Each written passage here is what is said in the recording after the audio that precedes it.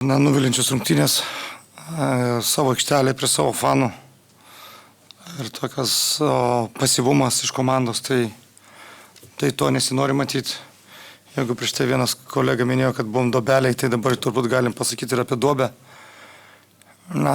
Sunku paaiškinti. Gaunam 31 tašką, neturėdami visų baudų. Iš vis rungtynės baigėm su 14 pražangų.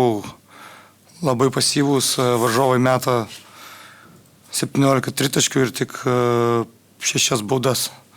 Tai rodo mūsų pasyvumą, rodo, kad atidavėm viską, kažkiek gal ir rizikavom, ties keliais metimais turbūt galima pateisinti ties jų nemetikais porą tritaškių, bet kad ir pirmo kėlinio atkarpa 16-0, trenerio taimautas ir nenaudojamos baudos, kai turim tik vieną komandinę, tai sunku paaiškinti tokius dalykus. Vienas kėlinys geresnis, trečias, bet to neužtenka. Neptūnas šiandien kovojo gerai ir jie nusipelnė pergalės. Jau pirmajame kėlinyje varžovai įgijo 20 taškų persvarą, buvo ir daugiau. Jautėsi prieš rungtynės tų signalų, kad gali būti toks atsipalaidavimas? Nesijautė. Šnekėjom, akcentavom gynybą, akcentavom pražangas, protingas pražangas, akcentavom agresyvią gynybą, bet tik tai akcentavom, žaidėm tokią, kaip sakykime, pasyvę, protingą gynybą, bet mes nesigynėm, mes tik bandėm būti protingi. Akivaizdu, kad čia po pertraukos vis tiek daugiau mažiau grįžote į rungtynes, pritrūko šiek tiek ir laiko, varžovai pataikė ir sudėtingų metimų, bet turbūt daugiau galima tas prastas pradžias sieti su motyvacija, kadangi ne pirmas kartas, kuomet LKL pradeda rungtynes negeriausiai, bet kelis kartus pavyko išsitraukti jas ketvirtuosiuose kėliniuose. Kaip aiškinate tą motyvacijos trūkumą LKL? Šiemet yra tų nemažai raudonų vėliavų, ypatingai jeigu vien kalbant apie LKL rungtynės.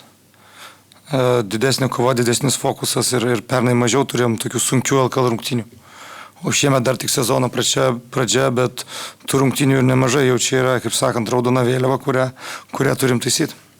Rungtynių su Vilkais sakėte, kad galbūt kai kurie žaidėjai pavargo nuo krepšinio, šiandien turbūt irgi galėjo susidaryti momentais toks vaizdas.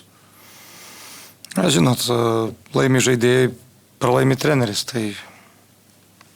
Apie Tomą Dimšą nebuvo aiškios informacijos, turbūt žiūrėsite diena po dienos, bet operacijos neprireiks, ar dar nėra aišku dėl to?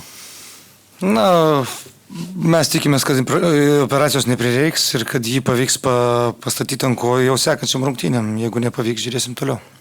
Dabar liekate be Tomo Dimšo su 3 realiai gynėjais perimetro linijoje, Dovydu Giedraičiu, Luku Lekavičiumi ir Keanu Evansu. Ar tokia situacija įmanoma per šią savaitę, kai mačas laukia ir Milane, ir sudėtingos rungtynės Panevėžyje sugrįžus, sulaukti to papildymo į šitą poziciją?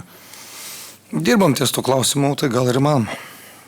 Ir tada turbūt iš kitos šiek tiek operos, ne apie rungtynės, paaiškėjo, kaip tik jums bežaidžiant jūsų atrankos burtai. Lietuva pateko, jau turbūt matėte burtus, jeigu nematėte. Nepykit, ne tas galvoju, kaip pralaiminėjai savo aikštelę 20 taškų, kai pralaiminė Neptūnui 12 taškų, galvoti apie burtus ir labai greitai net nemačiau ir nenoriu kol kas komentuoti. Sorry.